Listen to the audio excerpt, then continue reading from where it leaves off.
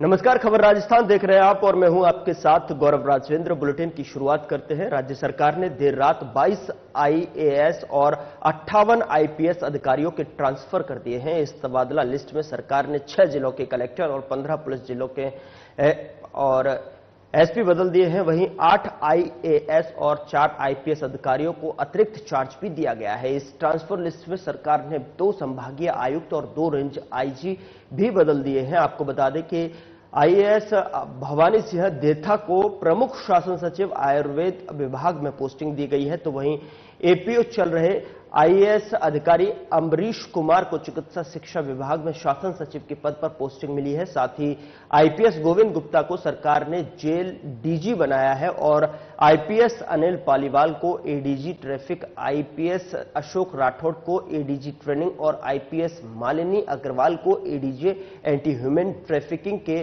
पद पर लगाया गया है।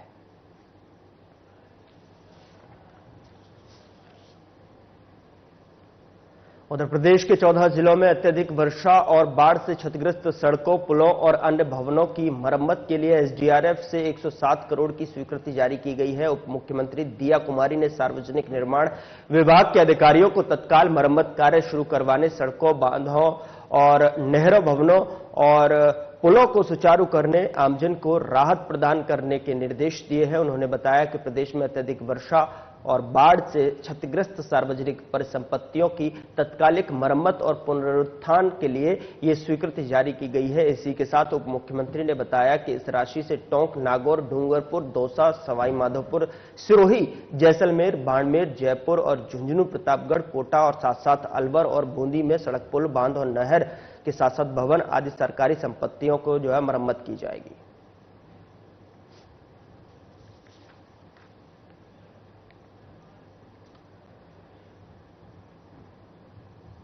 उधर शेरगढ़ में नवभारत साक्षरता अभियान के तहत जोधपुर ग्रामीण जिले के ब्लॉक शेरगढ़ की सभी पीईओ और विद्यालयों में रविवार को बुनियादी साक्षरता और संख्यात्मक मूल्यांकन परीक्षा आयोजित की गई है। नवभारत साक्षरता शेरगढ़ के खंड समन्वयक बाबू सिंह चौहान ने बताया कि बुनियादी साक्षरता ज्ञान परीक्षा में ऐसे लाभार्थी जिनकी आयु 15 वर्ष से अधिक और उनके पास किसी भी प्रकार की साक्षरता ज्ञान का प्रमाण पत्र नहीं है, उन्होंने इस परीक्षा में भाग लिया।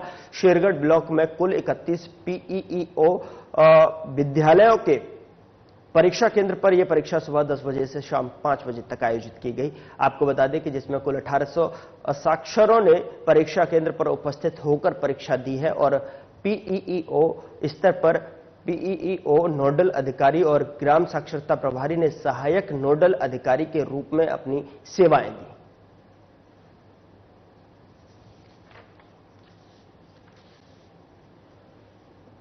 उन्होंने इस परीक्षा में भाग लिया है। साथ ही शेरगढ़ ब्लॉक में कुल 31 पीईओ विद्यालयों के परीक्षा केंद्रों पर यह परीक्षा सुबह 10 बजे से शाम 5 बजे तक आयोजित की गई, जिसमें कुल 1800 साक्षरों ने परीक्षा केंद्र पर उपस्थित होकर परीक्षा दी है। साथ ही नोडल अधिकारी और ग्राम साक्षरता प्रभारी ने सहायक नोडल अधिकारी के रूप में अपनी सेवाएं दी।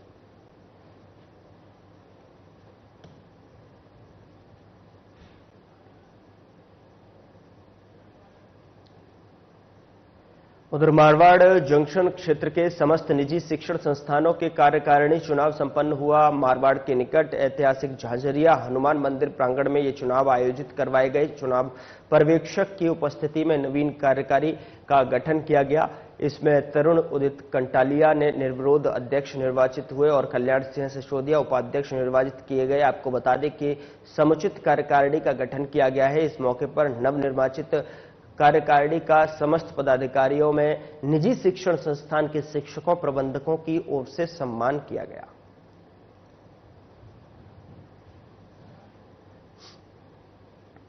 तो चुनाव पर्यवेक्षक की उपस्थिति में नवीन कार्यकारी का गठन किया गया है। इसमें तरुण उदित कंटालिया निर्विरोध अध्यक्ष निर्वाचित हुए हैं और कल्याण सिंह सिसोदिया उपाध्यक्ष निर्वाचित किए गए हैं। साथ ही समुचित कार्यकारिणी का गठन किया गया है। इस मौके पर नवनिर्वाचित कार्यकारिणी का समस्त पदाधिकारियों में निजी शिक्षण संस्थान के शिक्षकों, प्रबंधकों की ओर से सम्मान किया गया।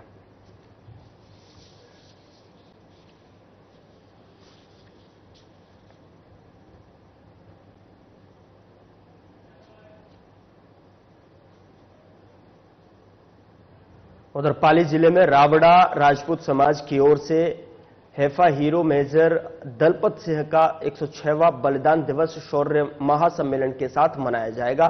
कार्यक्रम की पूर्व तैयारियां को लेकर आयोजन समिति की ओर से एक निजी होटल में प्रेस वार्ता का आयोजन कर संपूर्ण कार्यक्रम की जानकारी दी गई। प्रेस वार्ता में मुख्य संरक्षक मूल सिंह भाटी ने कहा कि Haifa hero major Dalpat Singh ने हैफा शहर को अंग्रेजों की शस्त्र से लैस सेना की अपनी घुड़सवारी ढाल और तलवार को हराकर जीत का लोहा मनवाया था, जो सभी के लिए गौरव की बात है। साथ ही उन्होंने कहा कि उनका जन्मस्थान पाली जिले के देवली में होना भी हमारे लिए सम्मान की बात है।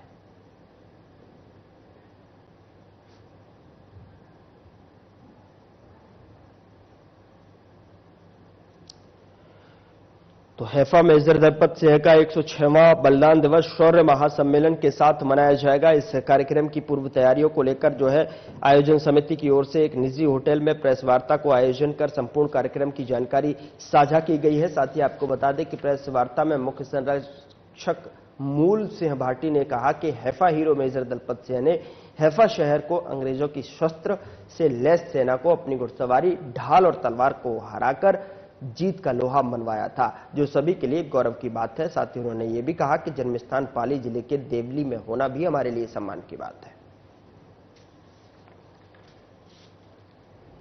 दलपत सिंह जी वो शख्सियत है जिन्होंने मारवाड़, राजस्थान, भारत को विश्व में प्रख्यात कर दिया।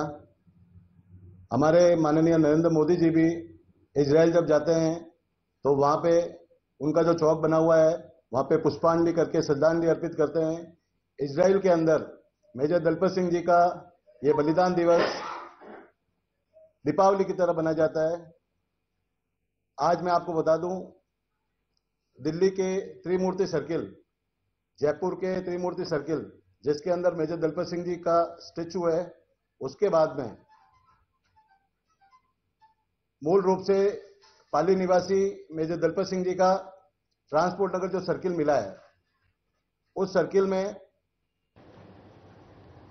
सरकार ने जो सहयोग किया, उस सरकार को हम धन्यवाद भी देना।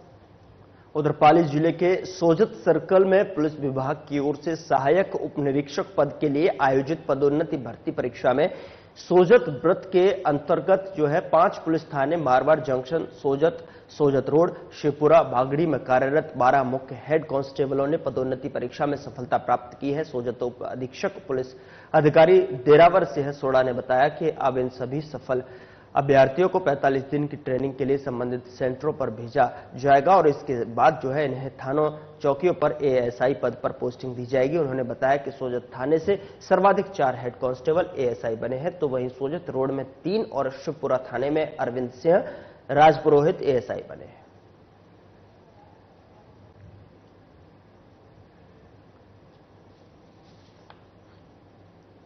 बताया कि सोजत उप अधीक्षक पुलिस अधिकारी देरावर सिंह सोड़ा ने बताया कि इन सभी सफल अभ्यर्थियों को 45 दिन की ट्रेनिंग के लिए संबंधित सेंटरों पर भेजा जाएगा। इसके बाद इन्हें थाने चौकियों पर एएसआई पद पर पोस्टिंग की जाएगी। आपको बता दें कि उन्होंने ये भी बताया कि सोजत थाने से सर्वाधिक 4 हेड कांस्टेबल एएसआई बने हैं, तो वहीं सोजत रोड में 3 और शिवपुरा थाने में अरविंद सिंह राजपुरोहित एएसआई बने हैं।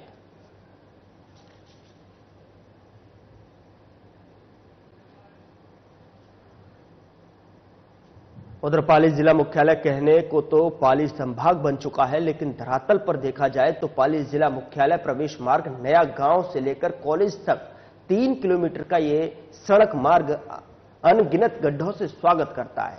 सड़क पर गहरे और चौड़े गड्ढे रोजाना हादसों का कारण बन रहे हैं। कुछ माह पहले पूर्व प्रशासन ने यहां खाना पूर्ति करवाकर सड़क निर्माण का कार्य शुरू करवाया, परंतु फिर कार्य बंद हुआ और अब हालात ऐसे बन चुके हैं कि वहां वाहन चालक और पैदल राहगीरों को जान जोखिम में डालकर यहां से गुजरना पड़ रहा है। वहीं दिन भर मिट्टी और धूल उड़ने से व्यापारियों में आक्रोश देखा जा रहा है। इसको लेकर स्थानीय पार्षद विक्रमपाल सिंह और वार्डवासियों ने बताया कि सैकड़ों बार जिला प्रशासन और नगर परिषद को अवगत कराया गया, लेकिन कोई सुनवाई नहीं हो रही है।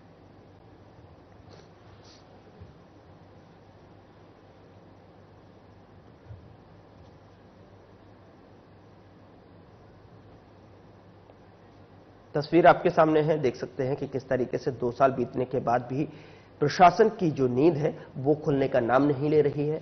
किस तरीके से आप देख सकते हैं कि लोग जो है वाहनों से और पैदल भी निकलना इस रास्ते से होकर दुश्वार हो गया है। धूल भी उड़ती है और ऐसे में वहां मौजूद जो है व्यापारियों का भी आक्रोश अब फूट चुका है। तो 3 किलोमीटर का यह सड़क मार्ग अनगिनत गड्ढों से जो है स्वागत करता है, जिसकी तस्वीर आपके टेलीविजन स्क्रीन पर है। सड़क पर गहरे गड्ढे और चौड़े गड्ढे रोजाना हादसों का कारण बन रहे हैं। कुछ माह पहले पूर्व प्रशासन ने यहां खानापूर्ति करवाकर सड़क निर्माण कार्य शुरू करवाया, परंतु फिर कार्य बंद हुआ। अब हालात ऐसे बन चुके कि वाहन चालक और पैदल राहगीरों को जान जोखिम में डालकर जो है यहां से गुजरना पड़ता है।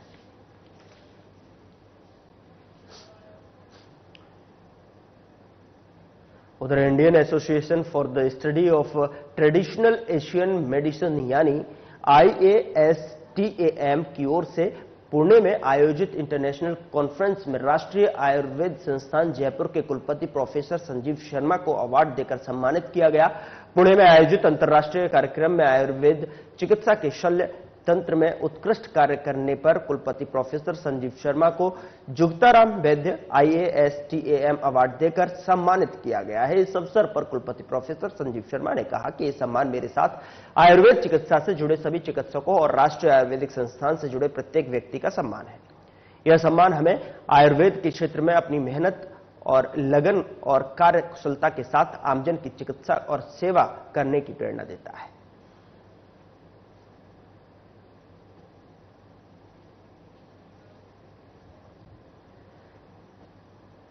उधर राज्य सरकार की ओर से चलाए जा रहे स्वच्छता ही सेवा अभियान के तहत उपखंड अधिकारी गौरी शंकर शर्मा, विकास अधिकारी भागीरथ सिंह के निर्देश पर नगर पालिका क्षेत्र उपखंड मुख्यालय के समस्त सरकारी कार्यालय पर स्वच्छता सेवा अभियान के तहत अभियान की शुरुआत की गई, जहां नगर पालिका अधिकारियों, कार्मिकों और सफाई कर्मियों ने नगर पालिका परिसर पर स्वच्छता ही सेवा अभियान की शपथ ली और इस अभियान में अपनी भागीदारी निभाने की शपथ ली।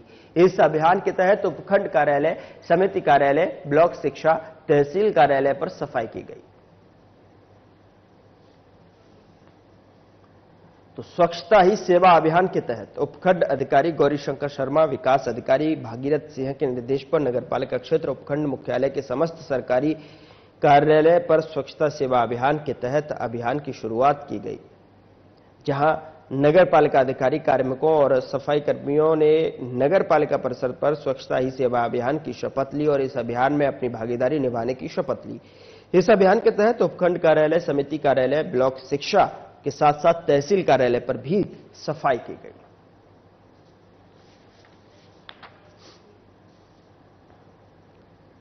उधर सुमेरपुर पंचायत समिति ने विशेष योग्य जन निदेशालय जयपुर के निर्देशानुसार उपखंड अधिकारी विमलेंद्र राणावत, विकास अधिकारी प्रमोद दवे, BCMO गोविंद सिंह चुंडावत, BPM प्रमोद गिरी के सहयोग से पंचायत समिति सभागार में दिव्यांगजनों के कल्याण के लिए 1 दिवसीय UDID कार्ड बनाने का शिविर जो है आयोजन किया गया। आपको बता दें कि इस अवसर पर सामाजिक न्याय अधिकारिता विभाग के ब्लॉक सामाजिक सुरक्षा अधिकारी जितेंद्र सिंह सोनिगरा ने बताया कि शिविर में चिकित्सा विभाग से BCMO समेत मनोचिकित्सक डॉक्टरों की टीम ने भाग लिया।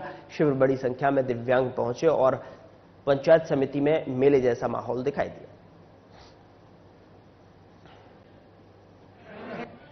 ये सर विशेष योग्यजन निर्देशालय में जो दिव्यांग है उनके भारत सरकार ने एक नया पोर्टल लॉन्च किया है, स्वावलंबन पोर्टल। उस पर इनका रजिस्ट्रेशन करवा के UDID कार्ड जारी करने के लिए कैंप का आयोजन प्रत्येक पंचायत समिति में किया जा रहा है 3 तारीख से।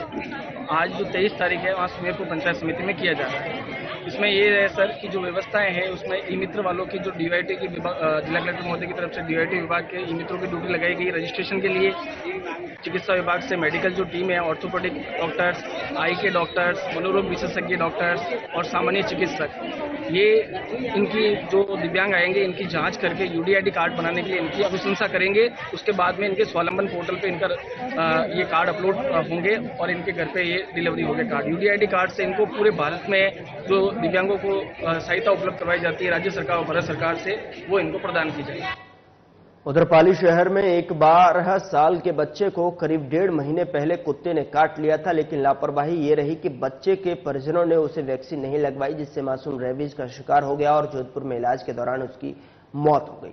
इस घटना से पूरा मोहल्ला दहशत में आ गया है। जिनके बच्चे मासूम के संपर्क में थे, उन्हें भी बाद में रेबीज के लक्षण न आ जाए, ऐसे में वे भी घबरा गए हैं।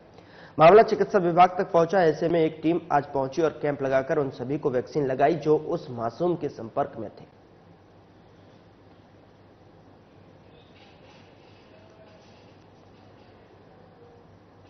उधर अजमेर जिले के रूपनगढ़ में 2 गुटों में विवाद हो गया। एक पक्ष में लाठी डंडों से हमला किया तो वहीं दूसरे पक्ष की ओर से गोलियां चलाई गईं, जिसमें एक युवक की मौत हो गई। घटना का एक वीडियो जो है सामने आया है, जो सोशल मीडिया पर वायरल हो रहा है। मामले की जानकारी देते हुए अजमेर रेंज आईजी ओम प्रकाश मेघावत ने बताया कि सूचना मिली 2 पक्षों में विवाद हुआ है। मौके पर पहुंचने पर पता चला कि जमीन विवाद को लेकर यह घटनाक्रम हुआ है। इस विवाद में फायरिंग की घटना भी सामने आई है। घटना को लेकर मामले में जांच पड़ताल की जा रही है। आरोपियों को पकड़ने के लिए टीम का गठन कर दिया गया है। वहीं रूपनगढ़ की घटना पर पीसीसी चीफ गोविंद सिंह डोडासरा ने ट्वीट करते हुए कहा कि जंगलराज बनता है राजस्थान। रूपनगढ़ में खुलेआम गोलीबारी, हत्या और गुंडागर्दी की ये तस्वीरें प्रदेश की बेलगाम और ध्वस्त कानून व्यवस्था का सबूत है।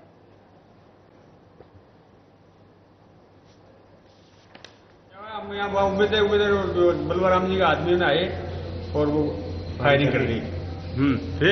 फिर क्या हम तो उम्मीद पड़ गई, हम लग गई, हम तो आ गए और वो आगे फायरिंग और नरेश थे पब्लिक गांव की। हेलो, बहुत ज्यादा ही वहाँ पे। क्या कारण था फायरिंग का? फायरिंग का कारण था वहाँ पे कोई काम चल रहा था।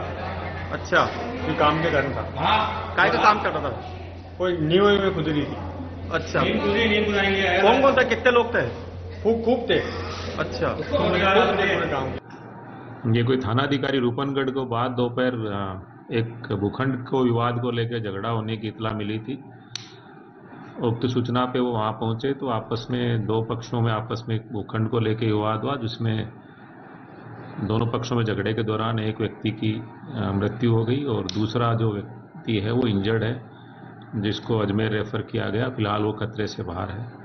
बलवाराम चौधरी का नाम आया था। इसमें जो भी है, इसमें एक व्यक्ति हमने दस्तयाब किया है। तो इस व्यक्ति के साथ हमने एक जेसीबी, एक स्कॉर्पियो, एक बोलेरो और एक वर्ना गाड़ी, ये इतनी गाड़ी हमने पीछा करके और पकड़ी। अब इसमें कौन कौन व्यक्ति है, क्या लिंक है, मौके पे तत्काल डीवाईएसपी, एडिशनल एसपी और एसपी को मौके पे भेजा गया है। जो भी चीज़ है उसको तहकीकात जाकर के जो जितने मुलजिम बनते हैं उनको इमीडिएटली अरेस्ट कराएंगे। अरेस्ट करा के और इस केस को स्पीडी इन्वेस्टिगेशन करा के और मुलजिमों को जितना जल्दी हो सके सजा कराएं। अगली खबर में अब आगे बढ़ते हैं। दहेज सामाजिक बुराई होने के साथ बेटियों के लिए अभिशाप भी है। सरकार, प्रशासन और सामाजिक स्तर पर इसे मिटाने की कोशिश के बावजूद बेटियां इसकी भेंट चढ़ रही हैं। ताजा मामला टोंक जिले के अलीगढ़ थाना क्षेत्र शहीदाबाद का है, जहां पिछले दिनों एक विवाहिता की संदिग्ध मौत के बाद ऐसा ही प्रकरण सामने आया है, जहां पर लड़की वालों की तरफ से शादी में 11 लाख का दहेज और मोटरसाइकिल देने समेत करीब 20 लाख खर्चा करने के बावजूद शादी के महज 15 महीने के अंदर दहेज को लोभी कोठड़ी गांव की बेटी के काल बन गए, जिसको लेकर पंचायत समिति सदस्य गीताराम गुर्जर सहित ग्रामीणों के साथ विवाहिता के पिता ने अलीगढ़ थाने में पहुंचकर विवाहिता के पति और ससुराल पक्ष पर दहेज के लिए प्रताड़ित करने और उनकी बेटी की हत्या करने का आरोप लगाते हुए कार्रवाई की मांग की है।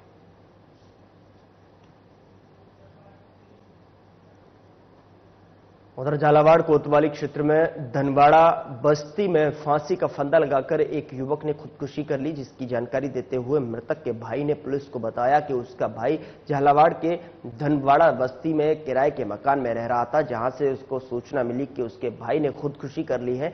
इस पर वो तत्काल धनवाड़ा बस्ती गया और जो है वहां पर अपने भाई को झालावाड़ अस्पताल लेकर पहुंचे, जहां डॉक्टर ने चेकअप करने के बाद उसको मृत घोषित कर दिया। इस पर पुलिस चौकी की ओर से शव को अस्पताल की मोर्चरी में रखवाकर परिजनों के बयान के बाद शव का पोस्टमार्टम किया गया। सर, मुझे सूचना मिली कि इसकी जिसने शादी की थी ना दूसरे को छोड़ के, उसका कॉल आया कि आपके भाई ने फांसी लगा लिया। फटाफट यहाँ में तो सर दूर था, तो मैंने मेरे ताऊ जी की लड़की के फोन लगाया लेकिन मेरे ताऊ जी का लड़का मौके पे जाके मैं भी पहुंचा, दोनों उठा के यहाँ गए सर। बिल्कुल। कोई कारण बताया? कोई कारण नहीं बताया कि उसने फांसी लगा ली, उससे बताया सर हमको। कुछ तो होगा भाई, पत्नी झगड़ती है, लड़की होगी ऐसा पता नहीं सर मुझे। उधर जो है खबर बांसवाड़ा से है, जहां विद्या निकेतन मदारेश्वर सभागार में भगवान बिरसा मुंडा युवा जनजाति गौरव कार्यशाला का आयोजन हर्षोल्लास के साथ संपन्न हुआ है। इस कार्यशाला का मुख्य उद्देश्य बागड़ क्षेत्र के जनजाति युवाओं को सही मार्गदर्शन देकर उन्हें सशक्त बनाना था, ताकि वे अपने भविष्य को संवार सके और समाज में अपना सकारात्मक योगदान दे सके। इस अवसर पर कैबिनेट मंत्री हेमंत मीणा ने युवाओं को प्रेरित करते हुए कहा कि भ्रमित होने की बजाय हमें अपने संस्कृति और परंपराओं पर गर्व करना चाहिए और आगे बढ़ने के लिए सही दिशा चुननी चाहिए। उदयपुर सांसद मन्नालाल रावत और राज्यसभा सदस्य चुनीलाल गरासिया ने जनजातीय युवाओं के लिए नई योजनाओं की जानकारी दी और उन्हें समाज में अग्रणी भूमिका निभाने के लिए प्रोत्साहित किया।